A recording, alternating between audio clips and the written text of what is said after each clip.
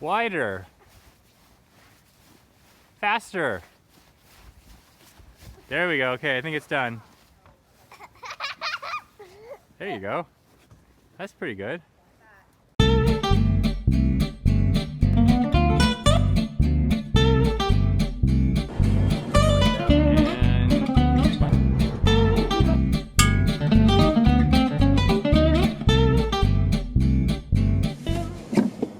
Hey guys, Brandon here.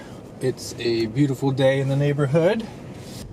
We got about a foot of snow last weekend, and now we have some cold temperatures coming in from the Polar Vortex, spinning off from the Arctic areas, which is always a lot of fun. This morning it was, I think it was 7 or 8 degrees Fahrenheit. Which, let's see, what would that be in Celsius? 32 degrees Fahrenheit is 0 degrees Celsius, so convert that, I don't know, it's probably like minus 20 maybe. Anyway, so quite cold, which means that the snow is going to stay for a while, which is great, and it looks really scenic. And today, actually, we got a little bit of sun coming through the clouds, which is a nice break. Michigan winters don't, well, Western Michigan winters don't give us a whole lot of sun. Eastern Michigan, you do. We are close to the east side of Lake Michigan, and so we get moisture from there, which gives us snow and cloud cover, but in exchange we also get a little bit of temperature buffering. So we don't get, it doesn't get quite as cold as other areas, but we don't get as much sun. Anyway, also in the news recently is Lucid Motors has released the pictures and descriptions of their sedan, luxury sedan, which is called the Air, the Lucid Air. Cool name. I was checking it out this morning. So what to think about that? So let's first talk about the biggest thing, which they are definitely getting right, is the size of the battery. It sounds like so they're talking about 400 miles of range, which is great. That's awesome. You probably don't need much more than that, to be honest. And they're also talking about a 100 kilowatt hour battery and a 130 kilowatt hour battery. So I don't know which one is which. I don't know if they're claiming 400 miles with the 100 kilowatt. Some smaller EVs do get 4 miles per kilowatt hour. I used to be able to get that with the Volt. That would be the equivalent of 250 watt hours per mile, which is pretty efficient. Probably the BMW i3 gets that as well. Anyway, I suspect that because it's a large sedan, it's probably quite heavy, so I suspect that that the 400 mile range is with the 130 kilowatt hour battery, which is going to be very expensive. So the details are a little scarce on how this is, what the different tiers are in terms of price and stuff. It sounds like it's $100,000 plus vehicle. I saw somewhere somebody mentioned $160,000. That's quite high. But they've also said that in the future they're planning on releasing a $65,000 version, which, I mean, they didn't mention a battery size smaller than 100, so I don't know if they're planning to do an, as of yet, unannounced smaller battery, or if they think they can do a 100 kilowatt hour battery that cheaply. Who knows? But definitely there's a takeaway that they're getting the range right. That's definitely good. For me, probably the sweet spot in terms of cost and functionality is 300 to 350 summer miles, which in Michigan that would probably translate to about 250, maybe 280 winter miles, which is great. That's a great range. They're also making other claims with their battery, which that it's fast charging resistant, meaning like the damages or the degradation that gets accelerated due to fast charging is decreased with their battery chemistry. Okay, sure. I don't know what, like, relative to a Tesla or relative to batteries in general, I don't know, but that's definitely an important feature. It's also awesome that they recognize the need for fast charging, and I hope they really mean fast, as in like Tesla fast or even higher kilowatts. And I know one of the higher ups in Lucid is actually a former Tesla executive, so I'm sure they're aware of this game plan. And let's see, I don't know what kind of battery architecture they're using, but I believe most of the EV startups are using Tesla's approach with small single batteries arrayed into larger packs, which seems to have a lot of advantages. So that's good. I'm hoping that they can also use superchargers if they're not planning to build their own. That would be great, and also that would also alleviate the cost of superchargers and expanding the supercharger network, because they would be, the company or the customers would be paying into it. That's all good stuff. And it's also an important component because, yes, that's a really good range, but sometimes you want to drive 500 or 600 miles or 700 miles a day, so you definitely need to have access to that infrastructure. None of that's been released though, and it sounds like the car, I think it was slated for 2018. So we have a little ways to go before we find out some of those details, sounds like. But it's a good start. So, okay, so that's battery. That's all good. Let's see, next, let's go to style. So the pictures are impressive. It does not look ugly.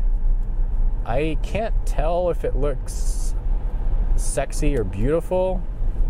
The words that come to mind to me are sleek and futuristic, but not like weird futuristic.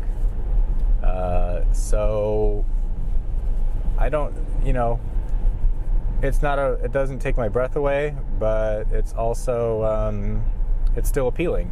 So I think they did a good job on that. The wheels on it were some, kind of fancy looking wheels. They don't look like high mileage or high efficiency wheels, so who knows if those will be standard ones. And yeah, I think if it gets produced just the way it looks in the pictures, I'm sure there's a market for the high end. So let's go to the interior next, because that's also a topic for practicability, proctology. Anyway, so the space looks great in this car. The pictures were configured as a 4-seater, so it's the usual pretty luxurious looking seats in the front, and then very noticeable was the super luxury in the back, almost like it was actually a car meant to have a hired driver, and then the owner actually relaxes in the back, which is fine. That's kind of like, there's a Mercedes like that too. It's called like a Maybach, I think, that has that kind of approach. Anyway, the seats also recline just like airline seats, quite a bit farther back, and so the rear passenger torso area takes up some of what would be the trunk or the hatchback of the vehicle. So it looks like there's going to be a little bit of constraint on cargo space, but it definitely looks like an awesome second row to be traveling in. The Model S is definitely lacking a little bit in second row comfort. The seats don't go back. If you're 6 foot or taller, you can't really sit up straight. So it's not a very good long trip solution for that. But in this vehicle, it looks extremely well designed for comfort and ergonomics, and so that's great. So it looks like, 4 full-grown adults, well, not full-grown, but even larger adults, like Morgan over in Norway, and Jürgen. I think they could both fit in the back, in the rear rear row of this vehicle and be perfectly comfortable. So that's good. That's something we haven't really seen in the luxury sedan EV space yet, because Tesla is the only one, and their second row isn't the greatest. So that's one thing. But if you're going to be spending what you'd be spending on a Lucid Air, you could get a, really nice Model X. So, yeah, I think the market for this will be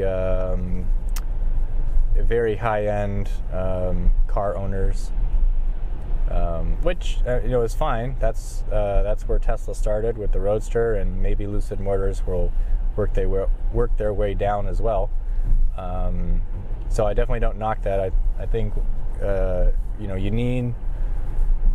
need wealthy first-line purchasers, owners to fund the project and keep it going until you get economies of scale and an established business presence. So that's all fine.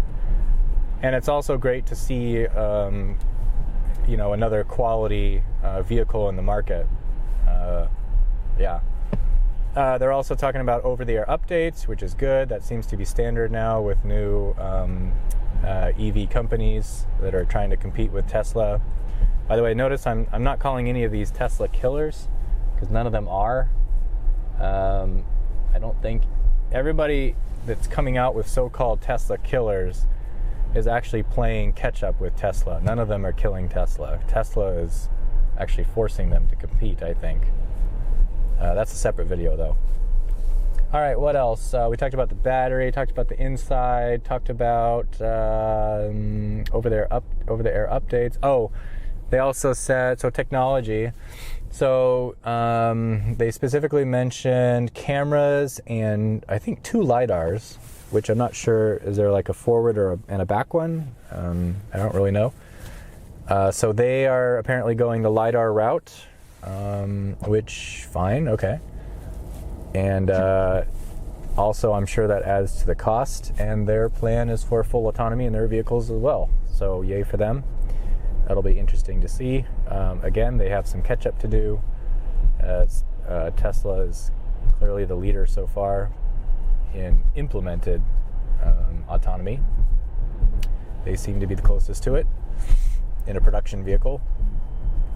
Anything else? Let's see. Talked about style. Yeah, I mean, all the details haven't been released. So let's see, what will I be looking for as more information comes out? Definitely battery production and price. That's just a huge thing. So would I consider purchasing one of those instead of a Tesla? Well, like I said, in that price bracket, you're competing with the Model the Model X, just in terms of price. And to me, I would go for a Model X over that, just because the Model X is a SUV. It's got a lot more practicality for the price. And then the other thing is superchargers. So the supercharger network is something that Tesla just they really nailed it on the head when they got it. That was it was a gamble on their part, but it was a huge win, because it's such an integral part of owning a Tesla and integrating electric vehicles into everyday life and travel. So for me, unless I'm getting a vehicle that I expressly understand to be limited to town use and sort of day-to-day shuttling, it absolutely has to have some sort of supercharging or ultra-fast charging ability. Otherwise, it's just not worth the money. So in other words, maybe a passenger vehicle or a commute vehicle that I have that I know I wouldn't be taking on a long trip, that's fine if it doesn't have supercharger ability. For example, if I had a Model 3 and I had the option of like not purchasing anything to do with supercharging, I would probably go for that, because the Model 3 would be our second electric family vehicle. It wouldn't be the first, and so I don't really care about whether it can do can handle supercharger access or something like that. Whereas the Model S, this is not only a daily driver, it's also a family vehicle and a trip vehicle, so it absolutely has to have that capability. Anyway, so as it relates to Lucid Motors, what is their structure going to be with? Hopefully, I think the best way to go is to partner with Tesla and partner in expanding the superchargers, partner in financing them, and either on the corporate level, financing and giving it free to your premium customers, or just having the customers pay per use. That definitely has to be there. And then, of course, reliability and service. Lucid Motors is completely new. They have no current customers right now, and so you gotta build up that trust. Tesla's been building that for a while, and when you buy a Model S, you're getting a tested vehicle that's been through some rigors, and it's been through some quality data, and so you have a reasonable assurance about the quality of the vehicle. So, all right, I think that's all I can think of. If you have questions or comments, feel free to put them down below. Also, dark. There we go. If you are considering buying a premium luxury Tesla, I think I have 5 more referrals still for the next 30 days. I think it ends January 15th or something. So if you want to use one of those $1,000 off referral codes, I'll have it linked below in the comments, or you can find it in the About section in my YouTube webpage. So you may have noticed that I stopped. I just took a quick trip down here to a birding spot that I go to. This is actually the water treatment facility in Caledonia, and there's usually some waterfowl here. So I'm just gonna walk around, spend some time outside in the snow and the quiet, and look, there's a tractor going.